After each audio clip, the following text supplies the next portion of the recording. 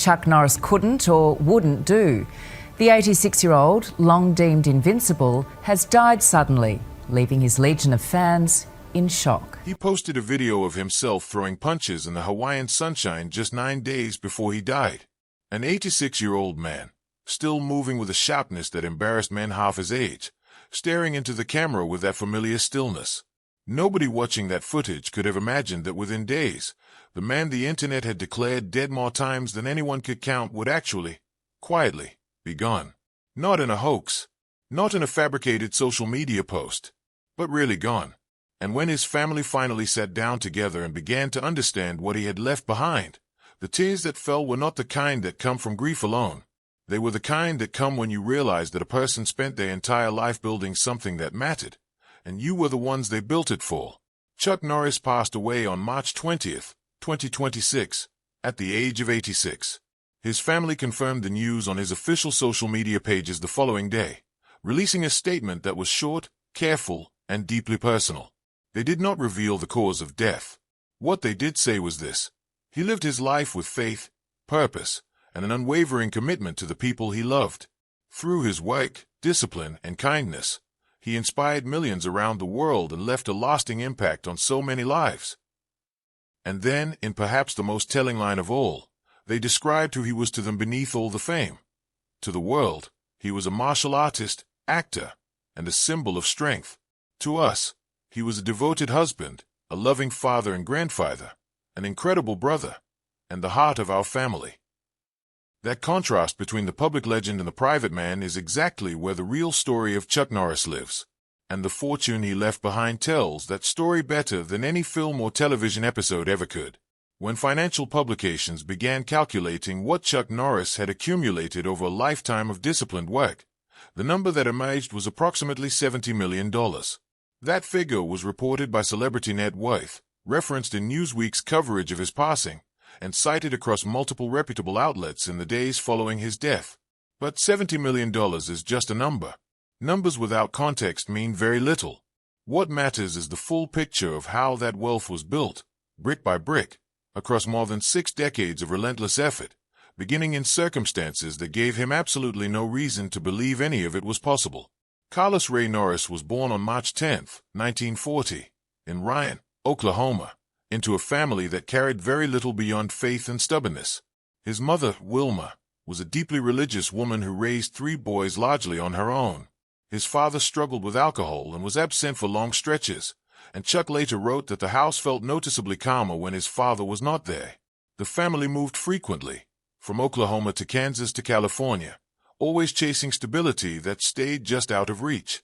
Chuck graduated from North Torrance High School in 1958 as a quietly introverted teenager who had not distinguished himself academically, athletically, or in any other way that the world tends to notice.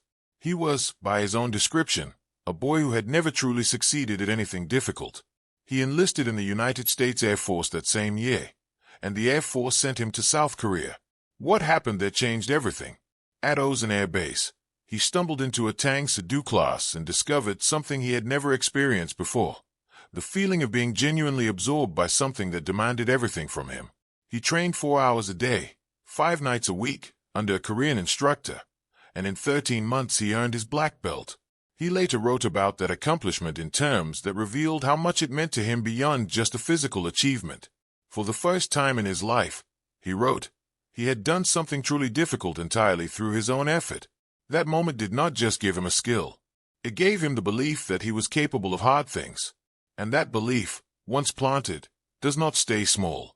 When he returned to the United States after his discharge in 1962, he began teaching karate out of his parents' backyard while waiting to hear back from a police department where he had applied. The backyard classes grew. Then they became a studio, then a chain.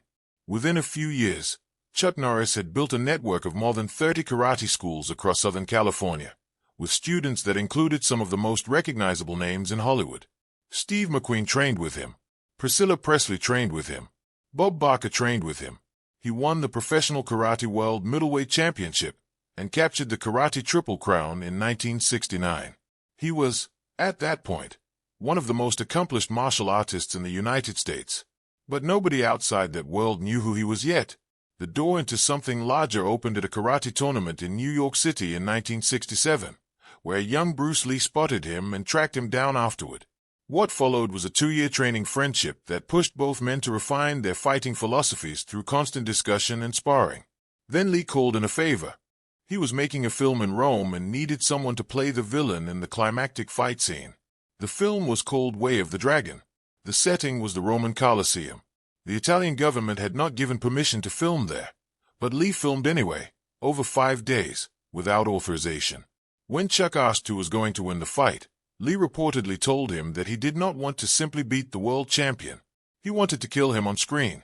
The film, made on a tiny budget, eventually earned an estimated $130 million worldwide, and Chuck Norris became internationally known for being defeated by Bruce Lee, a distinction that, in that particular context, carried enormous prestige.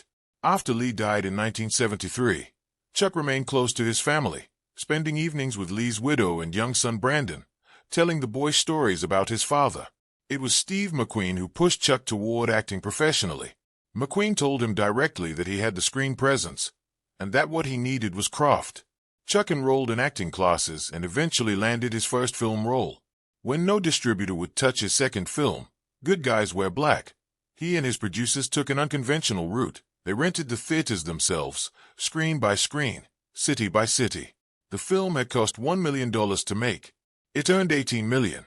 Hollywood could no longer pretend he was not there. By the early 1990s, Chuck Norris had a career that most actors would consider a complete success. He had made more than 20 films. He had a devoted audience, real financial stability, and a name that people recognized across multiple continents. But the defining chapter of his career, and the one that would cement his fortune and his place in American cultural history, had not yet begun. Walker, Texas Ranger premiered on CBS on April 21, 1993, and it almost died before anyone had a chance to see what it could become. The original production company behind the series collapsed financially during the first season, and the show was within moments of being canceled when the premiere ratings came in. That first episode drew a 16.5 rating and a 27 share, meaning more than a quarter of all televisions in use across the United States that Saturday night were tuned to a show about a karate-fighting Texas Ranger who solved crimes with his fists and his faith. CBS found new partners and kept the show alive. What followed was 9 seasons, 203 episodes, and the first primetime drama in American television history filmed entirely in the state of Texas. Chuck ran the creative operation through his production company, Top Kit Productions, which he operated alongside his brother Aaron. He insisted on storylines that reflected his Christian faith, kept the show consistently on budget and on schedule, and negotiated a contract that gave him $375,000 per episode along with 23% of all profits derived from the show in any form. Across the full run of the series, his acting fees alone approached $76 million, and that was before syndication revenue entered the picture. USA Network paid $750,000 per episode when they acquired the syndication rights in 1997, and Walker eventually aired in more than 100 countries around the world.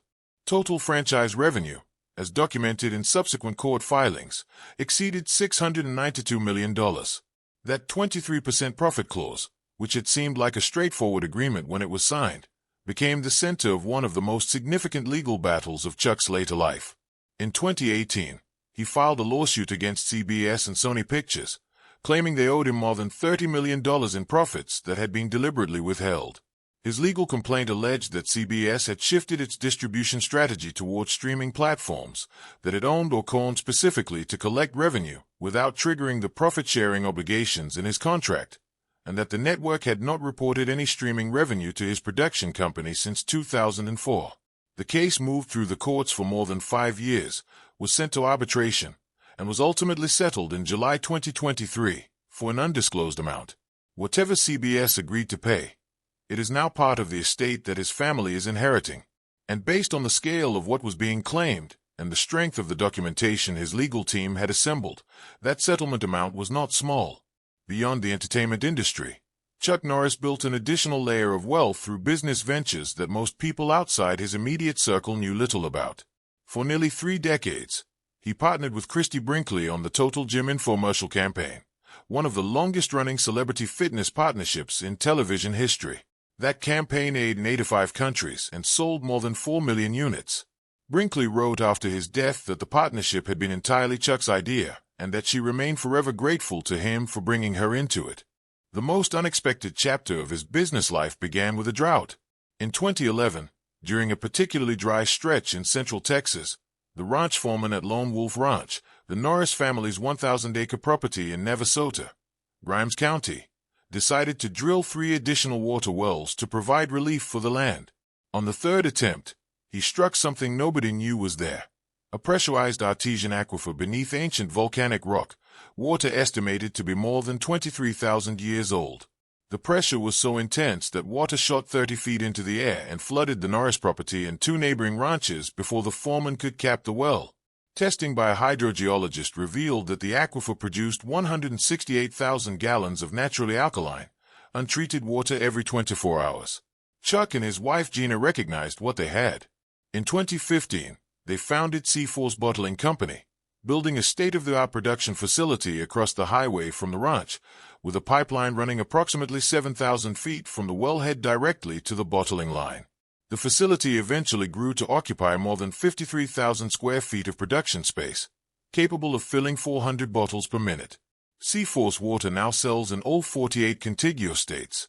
Gina serves as CEO and holds a controlling 51% stake in the company, which means that regardless of how the broader estate is eventually divided among the family, the business itself remains entirely in her hands.